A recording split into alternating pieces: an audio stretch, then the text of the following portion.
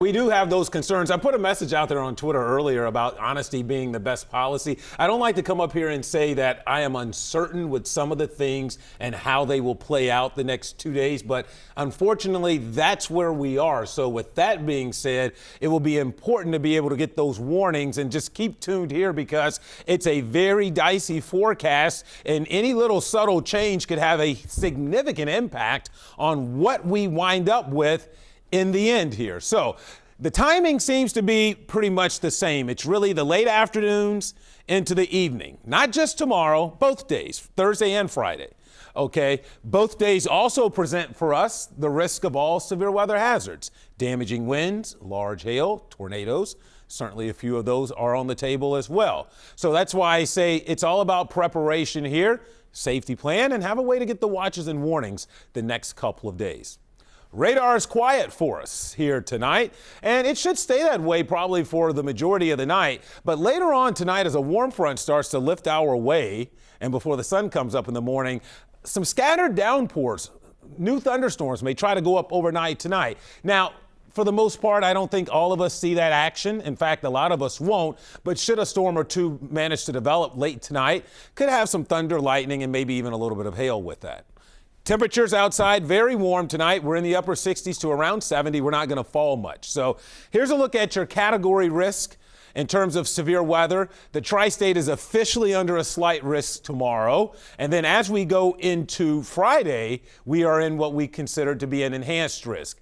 I wouldn't really hang on to the category. I don't think it honestly matters in this scenario because even in the slight risk for tomorrow, if we can get one storm to go up, it's likely to be very intense. So that's why I say treat both days equally the same. So here we are. There's your warm front tonight, 2-3 a.m. You can see a few spotty storms try to go up, but not for everyone, okay? Otherwise, it's generally quiet in the morning. So throughout the day tomorrow, it feels like summer. Probably the hottest day so far this spring. Mid-80s, breezy, high humidity. You'll know what I'm talking about. That summer, June, July feel tomorrow. Notice at 3, you see downpours trying to go up, but they struggle, though, because there will be what we call this cap on the atmosphere. That cap basically keeps the atmosphere like a pressure cooker where it just keeps getting unstable underneath that cap. If nothing can bust through the cap, then we'll be fine. Now, thunderstorms were a little more widespread showing on Futurecast earlier today. It's taken that away, and I think that speaks to the uncertainty in some of the forecast here. Either way, we go into Friday, it's more of the same, and then it looks like Friday evening, strong to severe storms around here. So, as I've been saying, I think it's going to be very hard to get out of the end of the week here without some type of impact from severe weather. Tomorrow, we're missing the trigger. That's the key.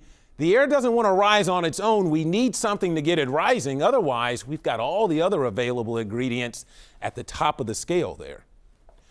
Near 70 now. We're at 69. The rest of the night in the 60s all night. And again, the chance for maybe a storm or two to develop between, let's say, 2-3 a.m. and sunrise.